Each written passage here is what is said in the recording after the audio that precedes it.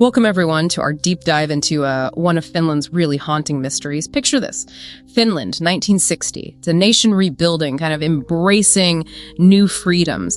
And for young people then, well, that often meant simple joys, didn't it? Like a summer camping trip by Lake Bodom. Yeah, exactly. Yeah. But that really peaceful image was just shattered June 5th, 1960.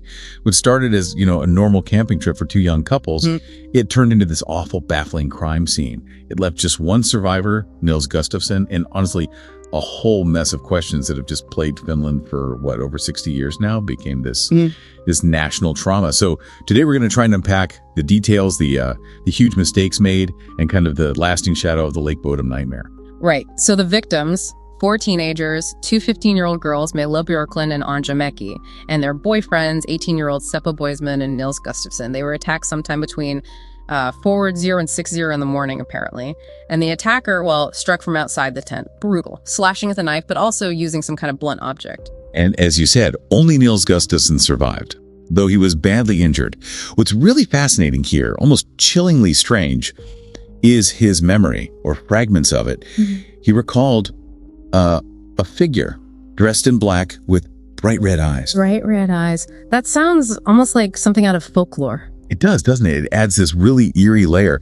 And something else, Mela Björklund, one of the girls, she had these particularly brutal stab wounds inflicted after she was already dead. Wow. What does that usually suggest? Often it points towards intense rage, maybe something personal directed specifically at her. Okay, and then there's this other detail. Around 6 a.m., just after the attack window, some bird watchers, some boys out bird watching saw a blonde man walking away from the collapsed tent site. But they didn't report it right away, did they? That seems like a crucial miss. A huge miss. And that delay, that time gap, it was made so much worse by, frankly, a catastrophic police response. Yeah. When the authorities finally showed up, and this was hours later around 11 a.m., they just didn't secure the scene. They didn't cordon it off. Seriously. Nope.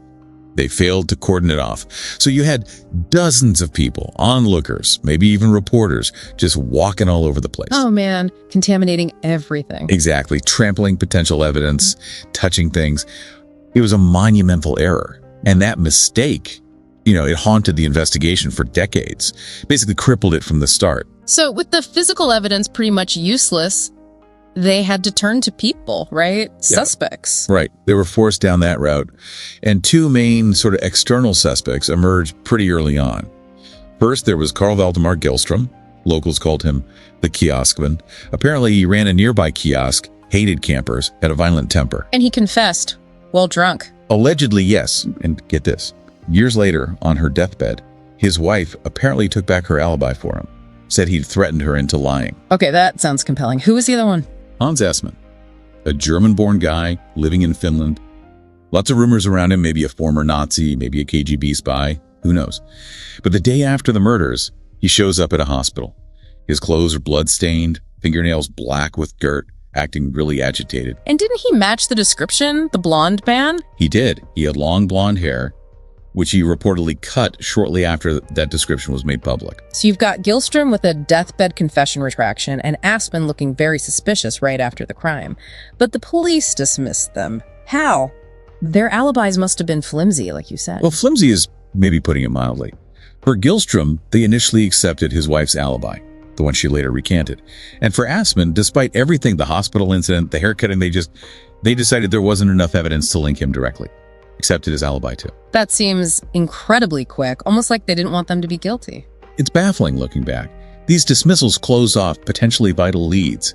And so the case went cold for over 40 years until 2004. Yeah. Just completely out of the blue, a shocking twist. Right, the survivor, Nils Gustafsson. Exactly. After all that time, they arrested him, charged him with murdering his friends. What was the prosecution's angle there? Jealousy? Yeah, the theory was some kind of jealous rage. They pointed to reports of a fight earlier, maybe Gustafsson being excluded from the tent. But their big piece of evidence, their smoky gun, was new DNA analysis. On his shoes, the ones found far away. That's right. Shoes found about 500 meters from the tent. They tested them using modern techniques. They found blood matching the 3 victims on the shoes. But crucially, none of Gustafsson's own blood. Suggesting he wasn't wearing them during the attack, maybe? That he put them there. That was the implication. That he'd staged the scene after committing the murders, despite his own injuries. But how did the defense counter that? His injuries were severe, weren't they? Extremely severe. Jaw fractures, concussions, stab wounds. The defense argued it was just physically impossible for someone that injured to kill 3 people, then hike 500 meters to plant shoes and get back. Yeah. They also hammered home the contaminated crime scene issue.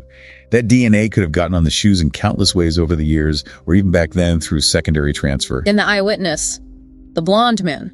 Exactly. They brought that up too. The birdwatchers saw a blonde man leaving. Gustafsson wasn't blonde. It just didn't add up. So the trial. Gustafsson was acquitted in 2005. The court basically said the evidence was inconclusive, no clear motive was ever established, and crucially, because of how badly the initial investigation was handled, achieving any kind of certainty was just impossible. Wow. So acquittal, but not exactly exoneration on the public eye, maybe. It definitely left things unresolved. The Lake Bodom murders, they really became this national trauma for Finland. It kind of shattered that post-war feeling of safety and innocence, turned this quiet, beautiful lake into something dark in the national psyche. It became folklore. And the legacy lives on, doesn't it? It's seeped into popular culture. Oh, absolutely. Most famously, probably, the Finnish melodic death metal band, Children of Bodom. Took their name right from the case, yeah. Brought the story, in a way, to a global audience. And there was even a Finnish horror film in 2016, Lake Bodom. So, after all this time, all the theories, the trial, where does that leave us? It leaves us with an unsolved case. Yeah. The truth of what really happened that night by the lake. It's probably buried forever, lost to time, and lost to those critical early mistakes. It's a chilling thought, isn't it? Lake Bodom isn't just about finding a killer anymore. It's maybe more about how unanswered questions fueled by human error can just linger and haunt us. Turning a place into a symbol of this persistent, chilling unknown makes you wonder what one single piece of evidence, properly collected back then, might have changed.